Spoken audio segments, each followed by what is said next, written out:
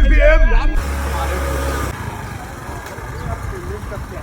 اعمى يا ابني، فوق يا ابني من البرشام. لا لا خلاص انا هنزل لك بقى طالما انت معلش ما بتاكلش معايا. بص اللي انت عملته يابا ايه اللي عملته يا عم؟ انا عملت ايه يا عم؟ خبطت البي ام. ايه يا عم ده؟ عمال يعمل ايه؟ ايه ده يا رجاله؟ الكلام ده ما ينفعش هنا.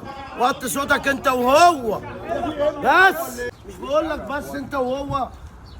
انت مش شايفه عمال بيعمل ايه؟ تعالى كده في انت وهو، تعالى في انت مش شايفه بيعمل ايه من غير ما اقصد؟ خبطت المكنه مش عارف هو في ايه. لازم كل رمضان تعملوا النوش وتعملوا الدنيا، مش قد الصيام. بص ما اللي حصل تصوموش. في المكنه كل بس سنه وانت هتصرف طيب اللي حصل في المكنه يا عم يا هتصرف. كريم. بقول لك كل سنه وانت طيب. احنا اول يوم رمضان. وانت طيب يا رمضان خالد. يعدي على خير.